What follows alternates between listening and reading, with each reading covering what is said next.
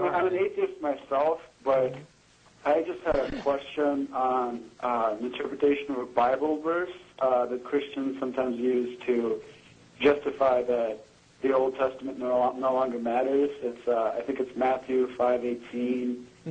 King James Version says something like, "Not a jot or tittle of the law shall pass until all has been fulfilled." And they say that Jesus fulfilled everything, and that he's the new law, and so now the Old Testament laws don't matter. And I was just wondering if that's a sound interpretation or what how you guys convenient. You did call on the wrong week, because Matt's really our go-to guy for Bible interpretations. Oh, so you guys don't know?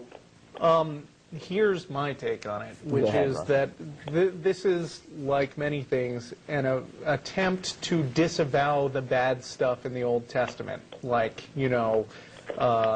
murdering children, or no, I mean the actual rules, like you have to stone unruly teenagers to death, and stuff like that. Or God likes it when you go into a neighboring city, kill all the men folk and take the women as your unwilling wives. And then they say that's the Old Testament. That's great when they do that, because there are a lot of things in the Old Testament that they like to cling to also, like condemning homosexuals or this 10 Commandments that they're so keen to stick in every public place in the United States. But once they've admitted that the Old Testament doesn't really apply anymore, then I like to go after them and say, oh, so you don't care for any of this other stuff either, right? That stuff is just a story that we should ignore from now on.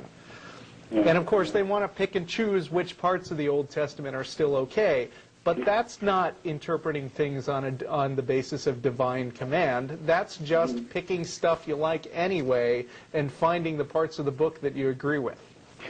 Yeah, and I think the Jews respond to it by saying that those laws only apply to the temple, and now that the temple is gone, they no longer apply, or something like that.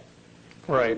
Whatever. I mean, it's just a book of nonsense. I wouldn't get too far into bothering to interpret it at all, because I don't really care what it says. Yeah, Matt might be able to go into a little more detail on this, because he's amongst us, he's the guy that actually was studying to be a preacher at one point. Yeah.